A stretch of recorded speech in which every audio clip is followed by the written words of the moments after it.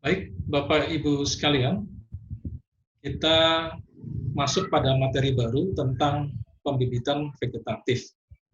Kalau materi sebelumnya tentang pembibitan generatif, sekarang adalah pembibitan vegetatif, yaitu di mana bahan-bahannya itu diambil dari benih-benih vegetatif, seperti batang, ranting, akar, jadi selain biji-bijian.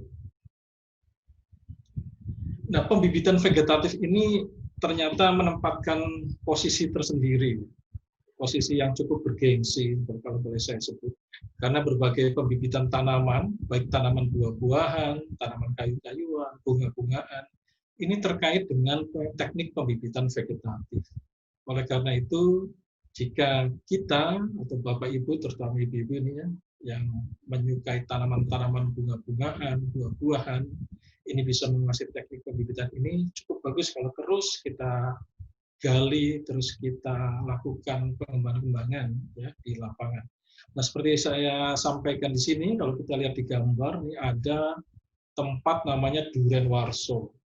Nah, di sana itu ada patung atau bentuk duren yang begitu besar ya. Nah, ini taman ini memang asli duren dan semuanya dibikin dari duren yang dibiarkan secara vegetatif, khususnya dengan populasi maupun sambung. Nah, ini duren dengan kualitas bagus ditanam di areal Duren Warso ini. Dan ini banyak sekali pengunjung di sana. Kita sebut sebagai duren montong. Nah, kalau Bapak Ibu sekalian mau coba, silahkan saja. Nah, ini tidak menutup kemungkinan untuk dibangun juga di Kalimantan, dimanapun, untuk membangun kebun-kebun vegetatif, ya, dari buah-buahan vegetatif. Nah, perlu saya sampaikan bahwa pembibitan vegetatif ini tadi menempatkan posisi tersendiri ya, yang cukup bergengsi. Seperti ini kebun-kebun vegetatif duren, juga tanaman-tanaman lain, ini semua dengan vegetatif sehingga waktunya cukup pendek, tempatnya juga untuk memanen juga tidak terlalu tinggi. Nah, ini seperti ini, pendek ya, kita bisa lakukan pemanenan. Dan umur muda sudah bisa dipanen. Sifatnya juga mirip dengan induknya, karena dengan vegetatif.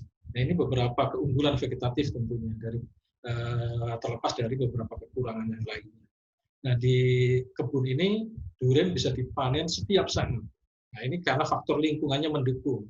Nah, salah satunya adalah dengan pemupukan organik secara menerus dan teratur ya, sehingga ini bisa dipanen setiap saat. Mungkin kalau di Kalimantan waktu-waktu tertentu.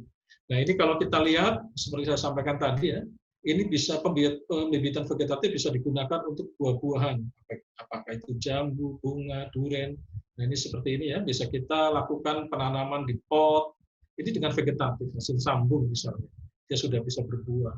Kemudian juga duren, umur 3 tahun, 4 tahun sudah berbuah, pendek seperti ini. Jadi memanennya juga lebih mudah. Nah, ini keunggulan-keunggulan pembibitan vegetatif.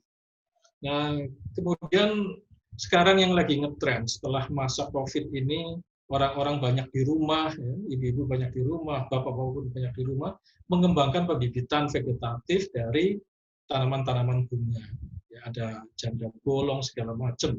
Nah, ini yang saya tunjukkan adalah mawar kuning, ada mawar merah, macam-macam ya.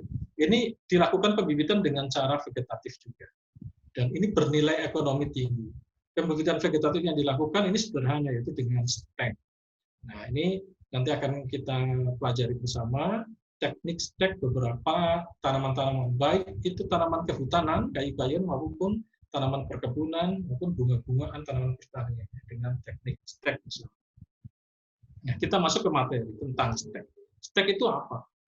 Bahwa stek itu adalah merupakan cara perbanyakan tanaman secara vegetatif. Ya, vegetatifnya itu vegetatif buatan dengan menggunakan sebagian batang, menggunakan ada juga yang menggunakan akar, ada juga daun untuk ditumbuhkan menjadi tanaman baru. Ini stek. Nah, keberhasilan perbanyakan dengan cara stek ini ditandai dengan terjadinya atau munculnya akar-akar baru di stek ini. Nah, regenerasi akar dan pucuk yang dipengaruhi oleh faktor internal maupun eksternal ini akan mempengaruhi keberhasilan stek.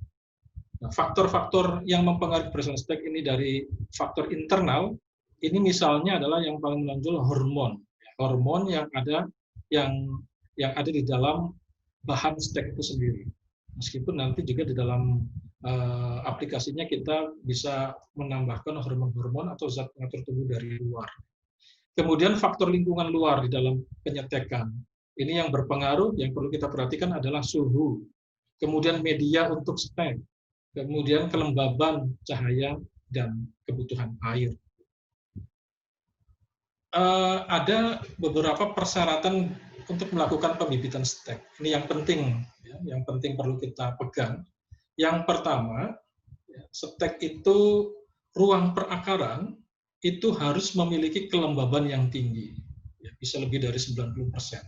Karena apa? Karena bahan stek ini adalah bahan potongan. Kita memotong bagian tubuh tanaman tanpa akar. Jadi sesuatu dipotong dari tanaman tanpa akar, sehingga suplai air sudah tidak ada lagi di situ, yang ada mengeluarkan air. Nah, supaya air ini tidak keluar terus-menerus, yang ujung-ujungnya menyebabkan tanaman layu dan mati, dia harus ditempatkan pada ruang dengan kelembaban tinggi. Oleh karena itu, stek harus ditempatkan pada ruang perakaran, ya, media perakaran yang memiliki kelembaban tinggi, di atas 90%.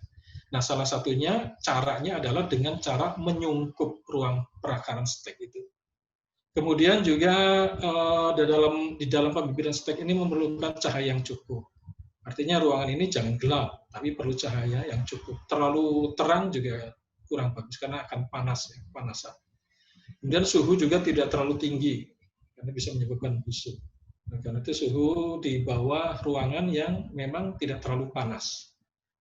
Misalnya 26 derajat, ini suhu-suhu kamar. Ya. Kemudian media untuk proses perakaran stek ini ya, tentu harus steril. Misalnya kita bisa lakukan dengan cara pemberian fungisida, ya. Disemprot fungisida, misalnya Diten M45, ya. Kita semprot dengan dosis tertentu, ya, dibiarkan 1 minggu, ditutup, baru dibuka. Ini namanya proses fumigasi. Kemudian media, selain steril, supaya tidak ada pertumbuhan jamur di situ, terutama jamur pembusuk, ya, media juga harus poros, artinya tidak padat, tapi sirkulasi air dan udara cukup. Kalau kita ingat tadi di materi pembibitan generatif, media poros misalnya bisa kita bikin dengan cara mencampur antara arang sekam dengan tanah. Tanahnya 1 bagian, ya, arang sekamnya diperbanyak 3 bagian. Atau pasir dengan arang sekam 1:1. Ini atau dengan kokopit. Ya. Kokopit dicampur dengan arang sekam 1:1. Kokopit ini adalah dari serbuk kelapa.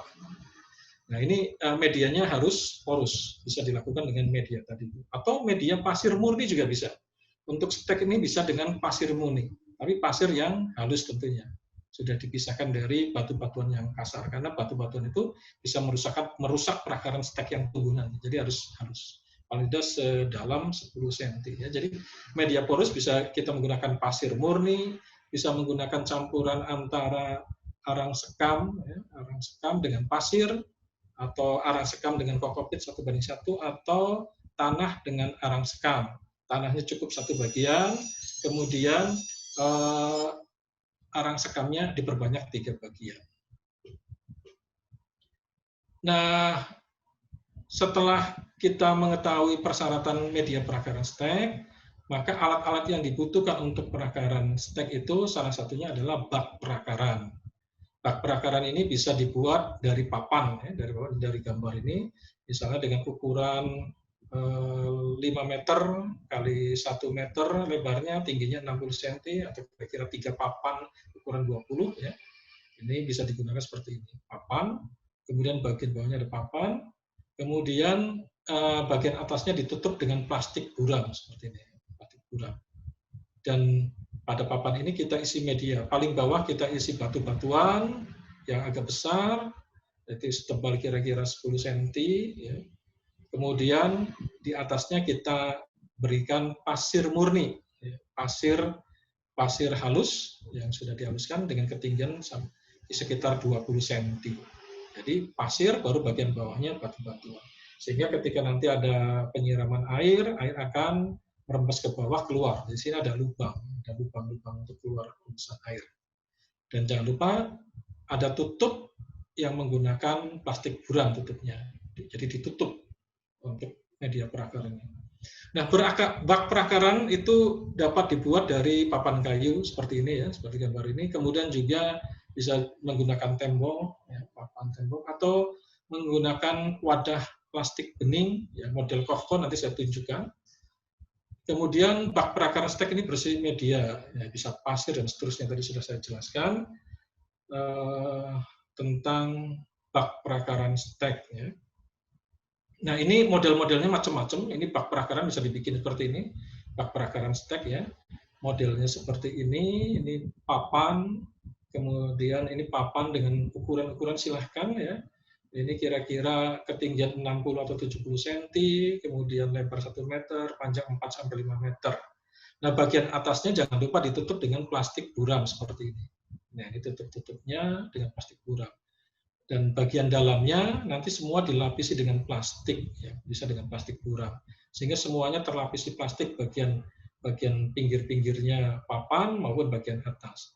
Nah, ketika nanti sudah diisi media batu, kemudian pasir, kemudian dibasahkan sampai kapasitas lapang, artinya tidak becek ya, tapi dia cukup lembab, kita tutup. Nah, pada saat kondisi yang sesuai, maka ini akan ada embun-embun pada tutup ini. Nah, itu maka media itu sudah cukup lembab. Nah, pada kondisi seperti ini bisa kita lakukan untuk menaruh bahan stek atau menanam stek. Nah, ini gambar ilustrasinya kira-kira seperti ini, bak perakaran. Ya. Bisa ukuran ini 20-20 cm, papan ukuran 20 cm, tingginya 10-15, ya, dan seterusnya. Ini model bak perakarannya. Nah, bak perakaran stek juga bisa dalam bentuk bak plastik model Kofco. Ini yang dikembangkan oleh Jepang atau Litbang Kehutanan ya, atau di Rumpin Bogor, mereka menggunakan bak-bak Kofco, ini yang dikembangkan oleh Litbang Kehutanan Bogor. Jadi menggunakan bak seperti ini, medianya ditaruh di dalam, ini adalah media stek menggunakan kokopit dicampur dengan arang sekam 1:1, kemudian ditanami untuk menyetek akasia. Ini ditutup. Ya, jadi prinsipnya dia yang penting medianya tertutup, cahaya cukup, tapi lembab. Ya, ini kan tetap lembab. Kelembaban bisa dilihat dari banyaknya titik-titik embun-embun air pada atas bagian bak Kofco ini. Jadi medianya sudah cukup bagus dengan media porous. Nah, kemudian selain bak perakaran, setelah stek berakar, ini tergantung jenis ya, seperti meranti ini bisa 2-3 bulan dia sudah berakar, meranti merah. Ketika kita cek, sudah keluar akar, ini bisa dipindahkan. Nah, mungkin sebelum masuk ke sini saya ingin sampaikan, kenapa media ini harus porous, ya. Misalnya dengan arang sekam campur kokopit atau pasir dengan arang sekam. Karena ini adalah untuk memudahkan ketika nanti stek yang sudah berakar akan dipindahkan ke media sapi. Jadi prinsipnya nanti media sapi sama seperti media sapinya pembibitan generatif. Misalnya menggunakan campuran tanah 3 bagian, pupuk organik 1 bagian, arang sekam 1 bagian. Nanti dipindahkan stek ini. Nah, ketika ini sudah berakar, ini cirinya adalah kalau kita angkat ini agak berat. Ini berarti akar sudah keluar. Nah, supaya akar ini tidak rusak, maka menggunakan media seperti ini, ya, media-media yang porous ini. Bisa pasir murni atau tadi campuran kokopit, arang sekam atau arang sekam campur dengan pasir. Nah, ini dibasahkan sehingga pada saat diangkat ini tidak merusak akar. Diangkat baru dimasukkan ke dalam polybag. Ya, dimasukkan ke dalam polybag yang sudah ada isi medianya. Nah, setelah dimasukkan ke dalam polybag itu jangan langsung ditaruh di persemaian terbuka. Nah, ini harus diadaptasikan lagi ternyata dia. Jadi masih perlu diadaptasikan. Kalau dia ditaruh di tempat terbuka, dia akan layu. Karena akarnya belum bekerja dengan baik pada media baru. Media awalnya kan di media perakaran stek ini ya, kemudian dia dicabut, dipindah ke media sapi. Ketika dipindahkan ke media sapi, dia masih perlu adaptasi lagi. Oleh karena itu perlu, salah satunya adalah untuk adaptasi itu dibikin rak-rak adaptasi seperti ini. Jadi stek yang sudah dimasukkan ke dalam polybag, yang polybag berisi media sapi tadi, ditata di dalam rak-rak adaptasi. Ini rak ini semuanya tertutup plastik buram, aslinya tertutup plastik buram semua, sehingga kelembaban tetap tinggi. Bisa menggunakan rak ini, atau juga kalau mau dimasukkan dalam persemen, ditaruh di dalam bedeng-bedeng yang menggunakan sungkup seperti tadi ya, seperti yang untuk bibit cabutan tadi. Jadi disungkup di situ. Intinya stek yang sudah disapi ke media sapi, yang stek yang sudah berakar kemudian disapi ke media sapi itu harus diadaptasikan dulu dengan cara disungkup atau dimasukkan dalam rak adaptasi seperti ini. Nah, ini rak-rak adaptasinya seperti ini kira-kira. Ini yang pernah saya kembangkan dulu zamannya di Muara Teweh ya, di Kalimantan. Ini ada stek meranti, ini bak prakaranya, ini tutupnya dengan plastik buram. Ketika stek itu sudah berakar, kita pindahkan ke dalam polybag. Nah, polybagnya kita tata di dalam rak-rak adaptasi. Ini tetap disiram, kemudian ditutup dengan plastik buram sehingga ini tetap lembab sampai dibiarkan kira-kira 2 minggu sampai benar-benar 2 minggu sampai 1 bulan ya, sampai benar-benar keluar daun baru. Nah, ketika daun baru itu sudah keluar, daunnya sudah agak tua, baru bisa dipindahkan di persemian untuk ditumbuhkan lebih besar sampai siap tanam. Jadi jangan langsung dipindahkan ke persemian. Stek-stek yang sudah berakar disapih ke media sapi ini jangan langsung diletakkan di persemian, tapi diadaptasikan dulu. Bisa dirak adaptasi atau disungkup. Ya, di persemian boleh juga disungkup. Nah, tata letaknya kira-kira seperti ini ya. Ini ada bedeng-bedeng perakaran, bak-bak perakaran, stek ya, bak perakaran stek. Kemudian di sekitar ruang ini semuanya diberikan rak-rak adaptasi. Nah, kemudian bagian yang penting juga dalam stek ini adalah bahan untuk mendapatkan stek. Kita sebut kebun pangkas. Jadi kebun pangkas ini sebetulnya adalah dari bahan-bahan yang sudah ditanam, ya, ditanam di sini, kemudian ditumbuhkan, nanti kita potong. Nah, potongan-potongan ini akan keluar terubusan-terubusan. Ya. Terubusan-terubusan itulah yang kemudian kita potong-potong sebagai bahan stek.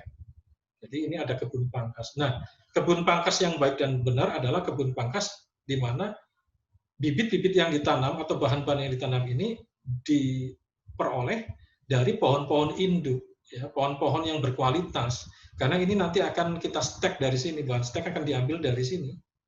Jadi kalau induknya tidak bagus, maka nanti turunannya dikhawatirkan tidak bagus. Tapi kalau induknya bagus, dari pohon-pohon plus misalnya, ketika kita stek, turunan-turunannya itu nanti diharapkan akan mirip dengan induknya.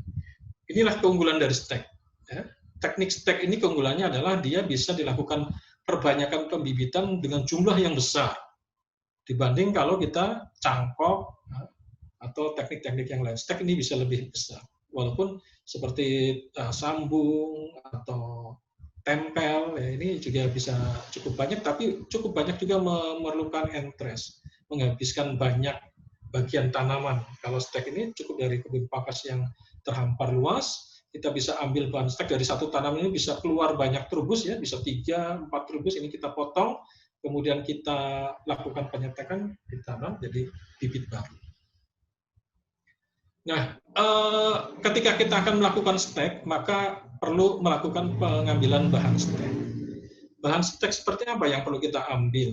Ada beberapa kriteria. Yang pertama, bahan stek ini harus disarankan ya, diambil dari cabang-cabang atau tunas-tunas yang ortotrof. Ya. Kalau ada bagian tanam seperti ini, ada tunas-tunas yang cabang-cabang yang ke atas atau tunas yang ke atas, ya. Ini disebut tunas ortotrof. Nah, ini kita ambil sebagai bahan stek, kita potong. Nah, ada juga yang ke samping, cabang-cabang yang ke samping, atau biasa kita sebut cabang plagiotrof. Nah, ini jangan kita ambil. Ini biasanya kalau kita ambil bagian ini, kemudian kita stek, kita tanam, nanti bibitnya juga akan miring. Kecuali dengan perlakuan tertentu dia akan ke atas lagi, tapi akan merusak struktur kayunya, ya. Jadi arsitekturnya juga menjadi kurang bagus. Nah, oleh karena itu kita harapkan kita sarankan ngambil dari cabang ortotrof yang ke atas. Walaupun cabang plagiotrof juga bisa kita stek. Ya.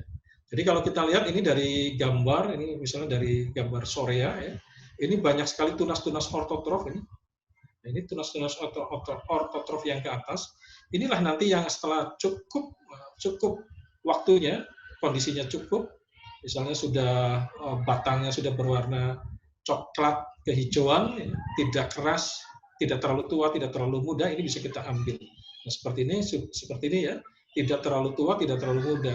Jadi coklat kehijauan, tidak coklat banget, ini terlalu tua, atau tidak hijau sekali, masih muda. Jadi kita ambil bahannya, kita potong, kemudian yang kita ambil adalah yang masih memiliki tunas terminal yang masih dorman. Ini tunas ujungnya masih kuncup, belum mekar. Nah, ini kita ambil supaya semua proses energi yang dia lakukan itu untuk ke bawah, untuk menumbuhkan akar. Kita ambil, kemudian kita kumpulkan pada ember yang ada airnya, ya, berisi air supaya tidak cepat layu, karena ini akan dibawa ke tempat perakaran stek. Nah, ini bisa Bapak Ibu lihat, ya, beberapa tanaman, termasuk pohon atau batang-batang yang besar juga. Kalau seandainya kita ada batang yang memang cukup bagus, yang memang mau diambil steknya, ya, itu kalau kita potong akan keluar trubus-trubus seperti ini. Trubus itu akan keluar. Ini dilakukan biasanya mereka di Jati juga melakukan seperti ini, ya.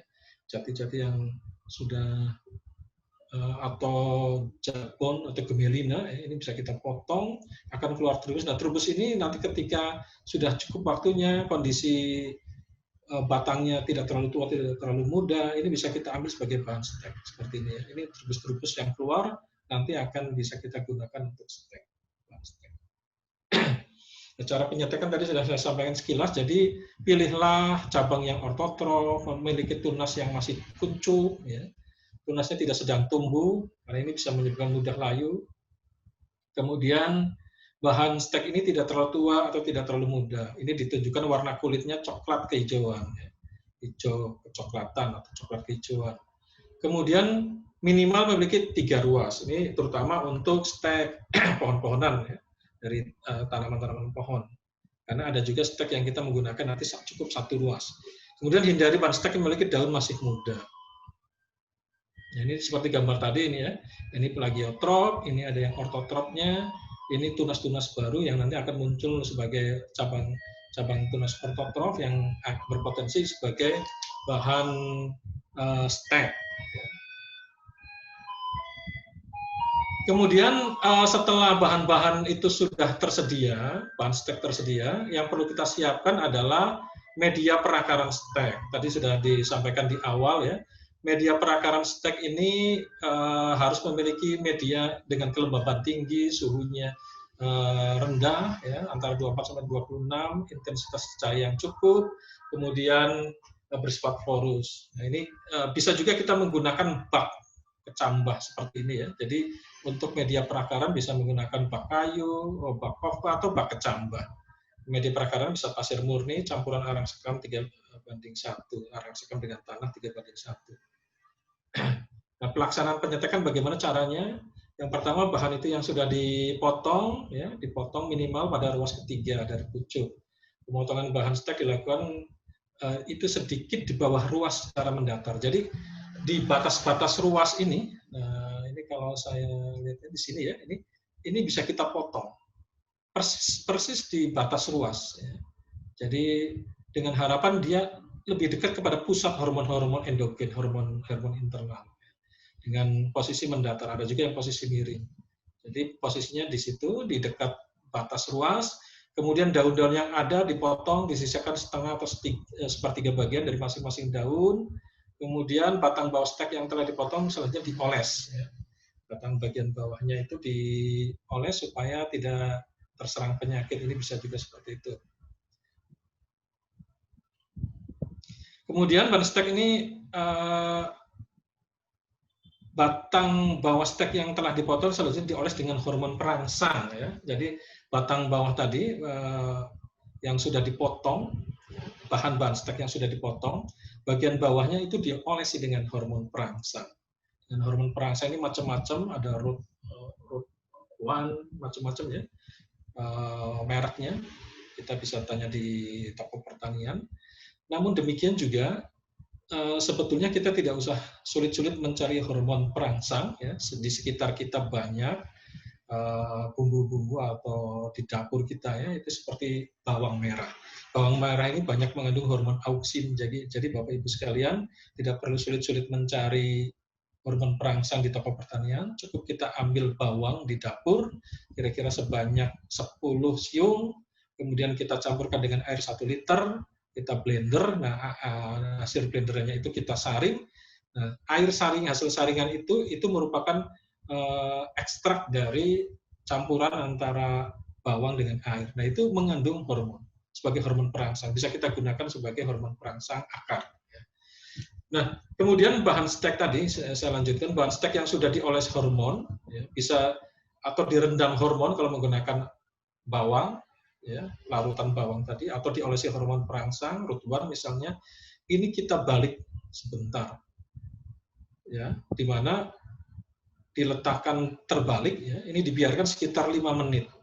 Nah, ini harapannya adalah hormon ini bisa bekerja, karena hormon perangsang, dalam hal ini hormon akar atau auksin ini, dia bersifat basibetal. Jadi dia bergerak, pergerakan hormon ini adalah bergerak dari atas ke bawah. Sehingga bahan stek ketika kita balik, pergerakannya diharapkan hormon itu bergerak dari atas ke bawah, merangsang untuk membantu percepatan pertumbuhan akar stek. Oleh karena itu kita balik kira-kira 5 menit untuk memberikan kesempatan sifat basibetal dari hormon auksin. Nah, ini yang saya sampaikan tadi, bahwa bawang, ternyata bawang merah 10 siung ya, dengan 1 liter air di blender, yang kemudian disaring. Nah, ini hasil saringannya. Kemudian kita dari saringan itu yang murni tadi ya, saringan bawang, kita ambil 10 cc saja, ditambah air 1 liter, ini dijadikan sebagai larutan untuk stek. Jadi stek yang akan kita tanam itu bisa kita biarkan di sini kira-kira 5-10 menit ya, di dalam direndam di larutan ini, campuran bawang merah dengan air, karena itu sudah mengandung hormon auksin. Nah, kemudian setelah direndam, kita balik 5 menit, dibiarkan untuk kemudian ditanam di bak prakaran. Nah, ini cara penanamannya kira-kira seperti ini. Saya perlihatkan ini adalah campuran stek tanah 1 bagian dengan arang sekam 3 bagian. Nah, kita bisa lihat beberapa bentuk stek di sini ya. Bahan yang kita stek ini sudah dipotong ya, menyisakan setengah bagian atau sepertiga bagian. Ini yang bagian kiri, walaupun di sini masih dorman ya, ada tunas dorman, di sini sudah cukup, namun ini masih menyisakan daun-daun muda. Ini dikhawatirkan ini bisa layu, walaupun ini peluangnya jauh lebih bagus dibanding dengan yang di tengah. Nah, yang di tengah ini masih mengandung daun muda semua di stek. Ini dikhawatirkan akan rontok dan busuk bahan seperti ini. Nah, bahan yang bagus adalah kira-kira seperti ini ya. Dia bagian atasnya memiliki tunas dorman dan sudah tidak ada bagian-bagian daun yang muda. Daunnya sudah tua. Dan ini kira-kira 3 ruas ya kita tanam, kemudian benamkan, kemudian ditutup di bak perakaran stek. Nah, jadi bahan-bahan stek yang sudah ditanam tadi ditutup ya.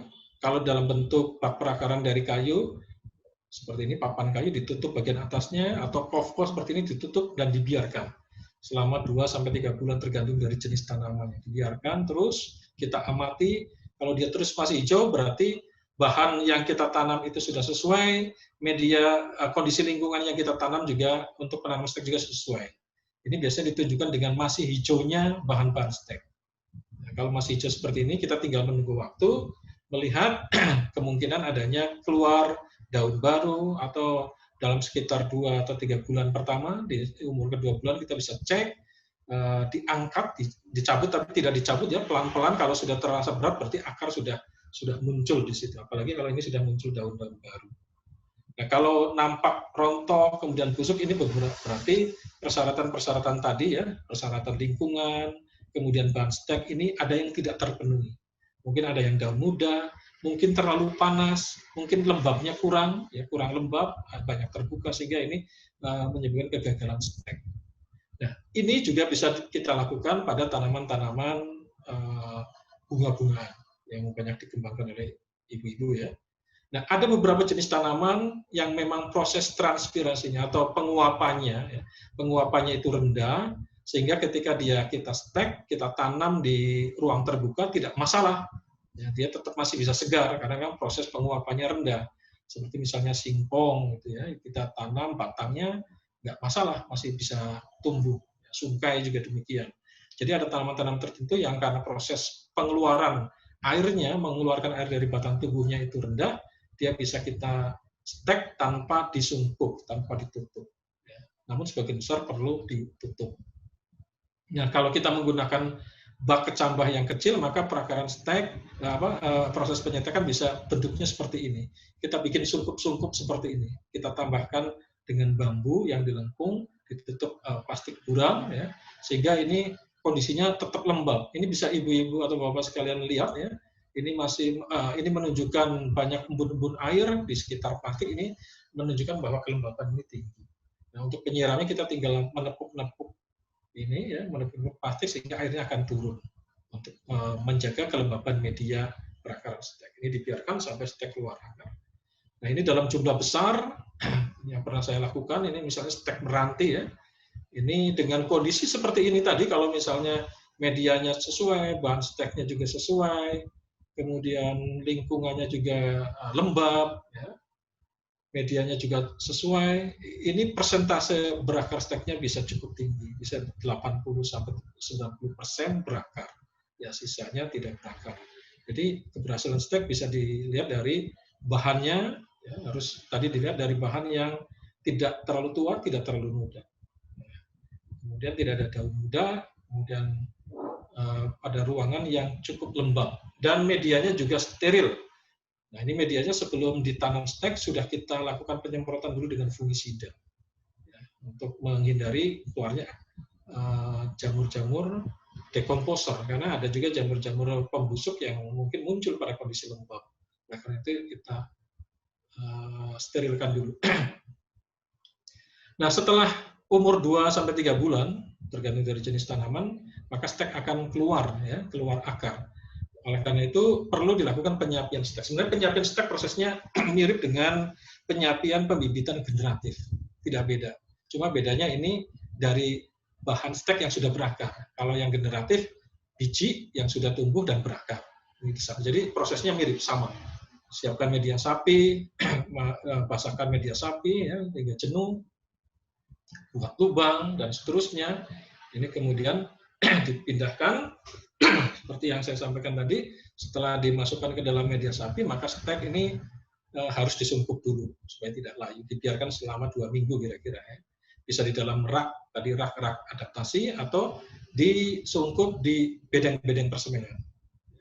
Disungkup, biarkan selama 2 minggu, atau 1 bulan sampai keluar daun baru. Ketika daun baru itu sudah keluar, sudah cukup tua, baru dibuka sungkupnya. Nah, ini kira-kira bentuk perakaran stek yang siap sapi ya. Ini kebetulan dari Jabon, dari Jati, maaf, dari Jati ya. Ini bentuk perakaran steknya seperti ini. Kemudian ini perakaran stek pada bibit jati yang sudah siap tanam. Ini hasil stek seperti ini. Jadi jati juga bisa kita stek dan melakukan aklimatisasi tadi seperti yang saya sampaikan. Jadi adaptasi dari bibit-bibit yang sudah disapi dibiarkan 2-3 minggu sampai 1 bulan sampai dia benar-benar bisa beradaptasi dengan kondisi lingkungan yang baru.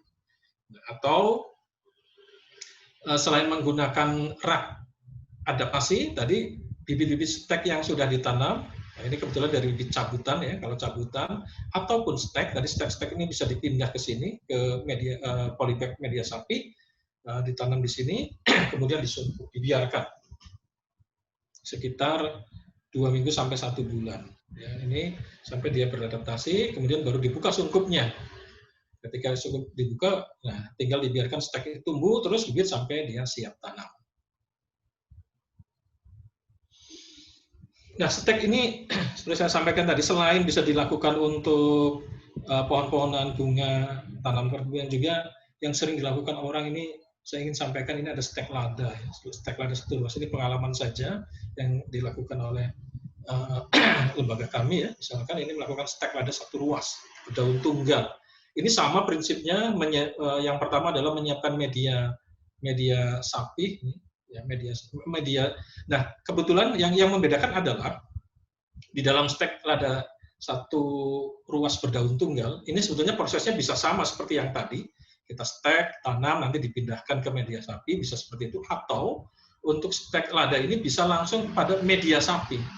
Jadi lada yang dipotong tadi, lada-lada, bahan-bahan stek lada yang sudah dipotong itu bisa langsung ditanam di media sapi seperti ini.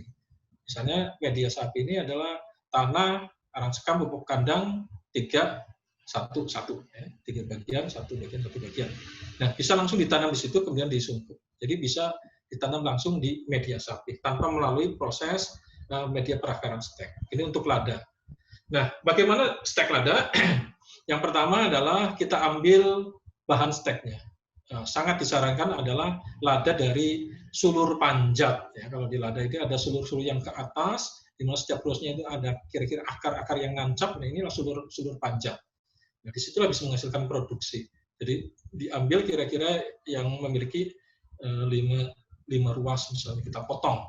Potongan-potongan itu kita ambil, kita bawa, bisa dengan plastik, dimasukkan ke dalam plastik atau dengan pelapah pisang, kemudian kita lakukan proses penyetekan di persemaian atau di rumah kita. Ini jadi kita ambil sulur panjatnya, misalnya mengandung 5 ruas. Nah, kalau di stek-stek yang tadi di tanaman pohonan kita menggunakan minimal 3 ruas. Nah, di lada ini bisa kita gunakan stek 1 ruas, 1 ruas 1 daun. Nah, ini misalnya gini. Nah, setelah sampai di persemaian atau tempat penyetekan, kita bisa lakukan pemotongan bahan stek tadi. Dari sulur panjat yang sudah ambil, kita siapkan pisau cutter yang sudah disterilkan dengan alkohol 70%, kemudian siapkan ember yang diisi air 10 liter, 5 liter, kemudian tambahkan gula, ya, 2 sendok makan. Kemudian lakukan pemotongan, ya, bahan stek. Ya, bahan stek ini dipotong seperti ini. Jadi ini adalah daunnya, ruasnya ada di sini, kita potong di sini, kemudian potong di sini, di antara ruas-ruas ini kita potong, ya, untuk lada. Kita potong, kita masukkan rendam air gula seperti ini, kemudian dibiarkan kira-kira 1 jam. Dibiarkan 1 jam, kemudian lada-lada tadi, ya, stek-stek lada ditanam langsung di bedeng-bedeng sapih seperti ini, ya, ditanam di sini. Dan ini disiapkan alat sungkupnya nanti, karena ini setelah ditanam akan kita sungkup. Nah, ini ditanam seperti ini, ya. Jadi ini lada-lada tadi yang sudah siap kita tanam di media sapih seperti ini, langsung ditanam semuanya 1 ruas 1 daun ini untuk lada. Kemudian setelah itu ditutup, disungkup rapat seperti ini. Kalau perlu di sisi-sisinya kita gundukan tanah supaya benar-benar rapat. Dan ini dibiarkan sampai sekitar umur 22 hari atau 1 bulan lah gitu, kira-kira 3 minggu, ya. Nah, ini sungkup di bagian ujung ini dapat dibuka selama 1 jam setelah 3 minggu atau 22 hari, 3 minggu lah. Nah, jika media terlihat kering, maka segera lakukan penyiraman. Nah, plastik sungkup ini dapat dibuka jika tanaman telah memiliki 1 atau 2 daun baru. Jadi ini secara perlahan nanti dibuka. Ketika ada 1 atau 2 daun baru dibuka secara perlahan, ya.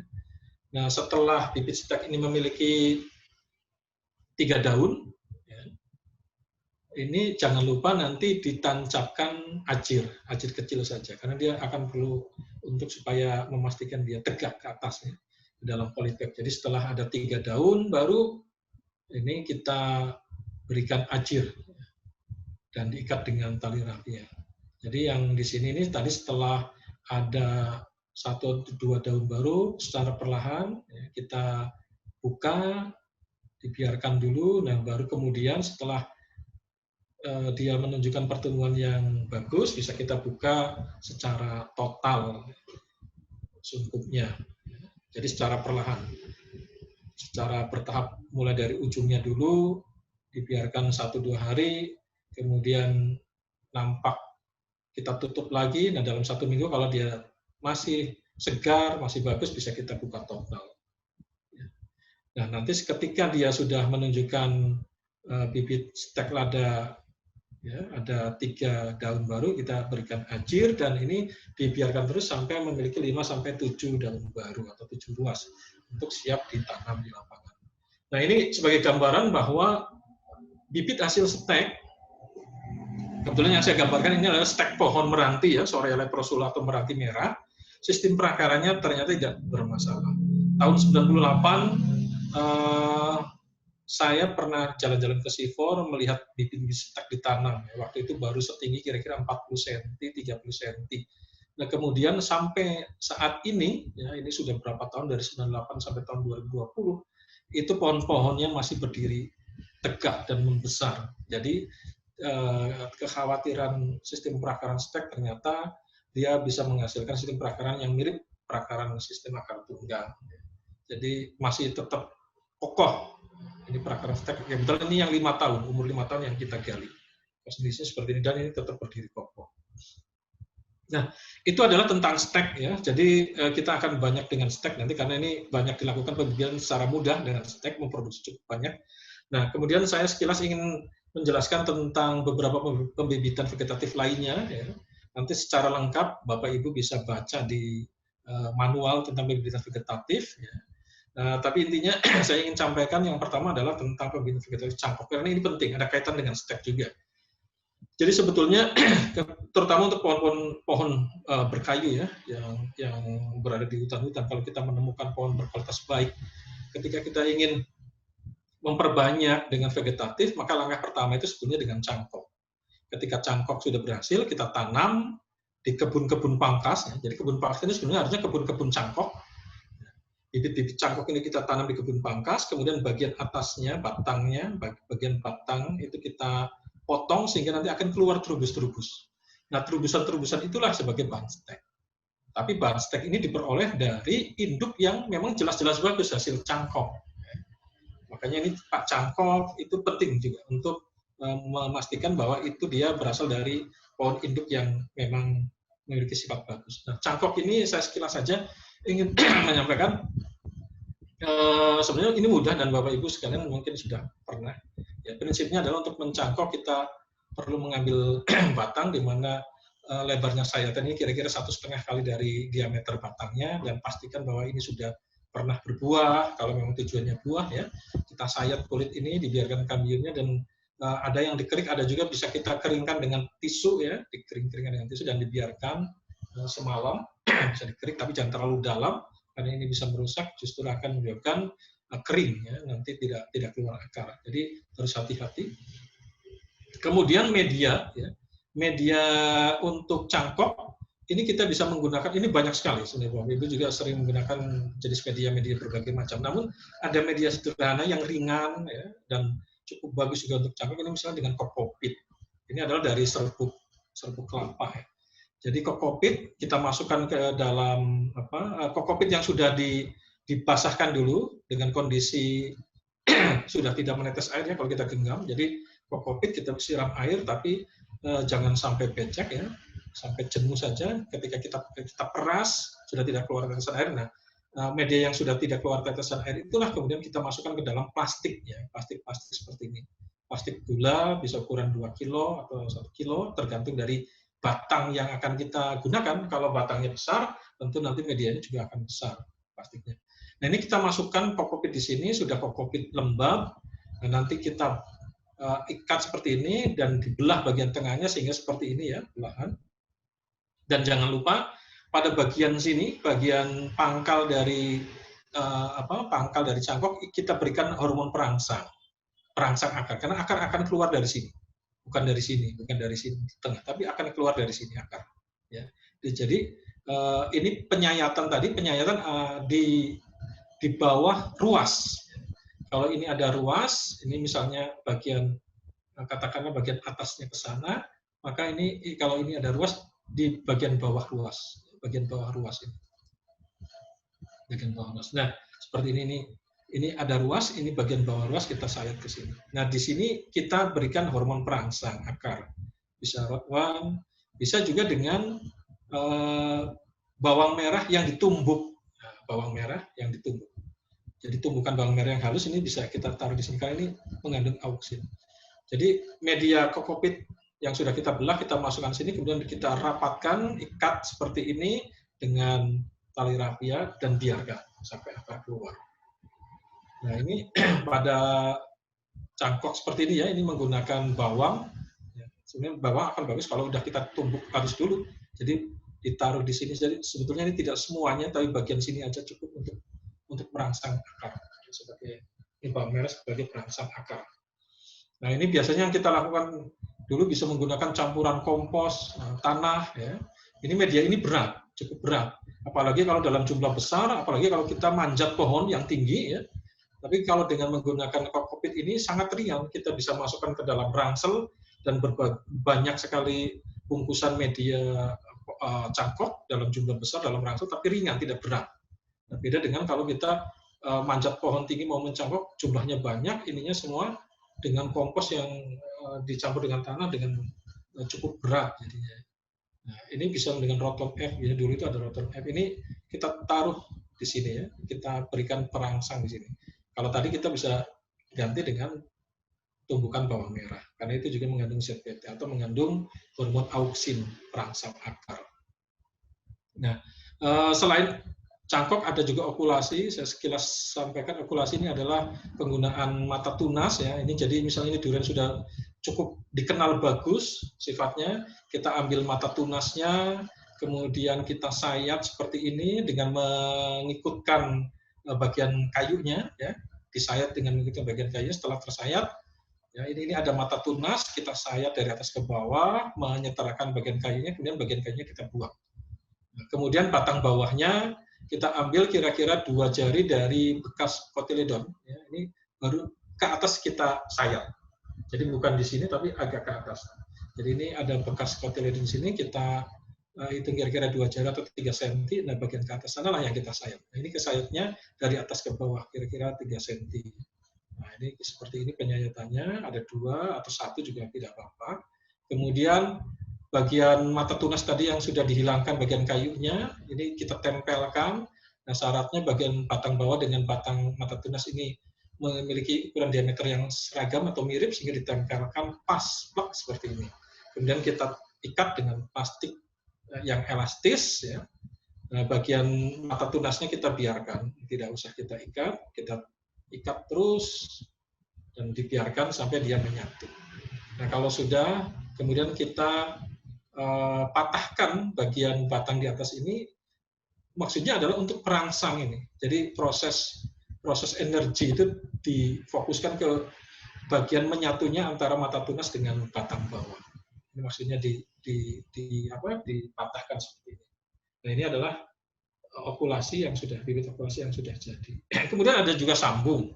Ya, teknik sambung ini menyambung bagian atas dan bawah. Prinsipnya sama, bagian bawah dibelah, kemudian bagian atas kita ambil dari ranting-ranting ya, atau sion istilahnya, di bagian atas yang dari pohon yang memang benar-benar sudah nampak kualitasnya, dan kita sambungkan seperti ini. Ini batang bawahnya, batang atasnya. Jadi dibikin dalam bentuk V seperti ini. Disambungkan, kemudian diikat, ya, diikat seperti ini dan dibiarkan sampai tersambung. Dan bagian atasnya, karena bagian atas ini adalah dia juga menguapkan air, maka kita tutup dengan plastik seperti ini. Kita tutup plastik supaya tidak layu, dibiarkan.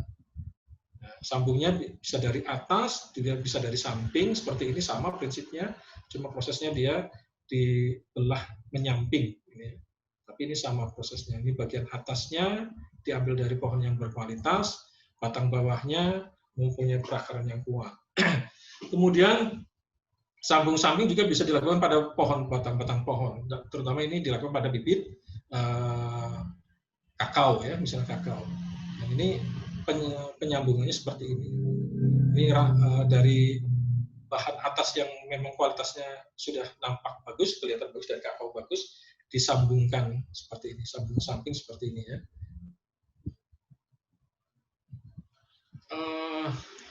Jadi bagian yang kita sambungkan adalah ranting atau cabang dengan ukuran diameter kira-kira 1 cm, masih memiliki 3 ruas. Kemudian yang bagian bawahnya ini disayat, dipotong miring, ya kira-kira sehingga runcing ya, kira-kira 30 derajat. Kemudian ini dipotong juga, ini berlawanan, dan ini disambungkan di sini. Bagian batangnya kita sayat bentuk V terbalik sehingga bisa dibuka kayak gini. Kemudian diikat, ini dimasukkan ke batang, kita ikat dengan rafia, ya. Kemudian karena ini sesuatu yang bisa layu, kita tutup dengan plastik, ya. Ditutup dengan plastik, dibiarkan sampai beberapa waktu sehingga dia nanti akan menempel, ya, akan menempel. Ketika sudah menempel dengan baik, maka perlahan baru kita buka. Nah, ini nanti sambungan ini akan tumbuh sebagai sambung samping. Ada juga sambung susu. Jadi kalau misalnya pohonnya memang sudah kelihatan bagus, ya, misalnya ini dari lengkeng atau rambutan, gitu ya, kualitasnya memang sudah ketahuan bagus. Ini kita bisa sambung batang bawahnya sudah kita siapkan ya, batang-batang bawah di polybag. Nah, kita sambungkan dengan bagian batang atas yang dari pohon memang kualitasnya bagus. Jadi batang bawahnya ada di polybag, kemudian batang atasnya itu nanti dari pohon. Nah, ini disambung seperti ini, disambung sehingga menghasilkan sambung susu. Nanti lebih jelasnya bisa dilihat di manual ya, di modul. Kemudian juga ada sambung kaki ganda. Ini ada 2 bibit, ya, ada 2 bibit. Ini manggis misalnya, yang satu dihilangkan bagian atasnya, yang satu dibiarkan, nanti disambungkan ke sini sehingga dia mempunyai dua perakaran, 2 kaki ganda. Jadi perakaran dari bibit yang satu dengan bibit yang satunya, yang A, yang B. Ya, ini disambungkan ke sini. Nah, seperti ini caranya, disambungkan, kemudian diikat, nanti akan tersambung jadi bibit tersambung. Baik, Bapak Ibu sekalian, kira-kira seperti itu ya, sekilas tentang pembibitan vegetatif. Memang ini cukup menarik, pembibitan vegetatif, karena kita ketahui bersama tentunya, ketika bibit itu dalam bentuk vegetatif, nilai jualnya jauh lebih mahal dibanding dengan bibit generatif. Namun demikian, bibit generatif juga penting karena dia menjadi bagian penting bahan untuk membuat bibit vegetatif, terutama sebagai batang bawah. Ya. Jadi kalau kita nanti punya durian dalam bentuk biji disemai, seperti yang tadi di pembibitan generatif, ya, setelah tumbuh, ini bisa digunakan sebagai batang bawah. Nah, batang atasnya kita ambil dari durian-durian yang memang sudah ketahuan kualitasnya bagus, untuk kita sambung atau kita tempelkan mata tunasnya. Begitu, terima kasih, mudah-mudahan bermanfaat. Assalamualaikum warahmatullahi wabarakatuh.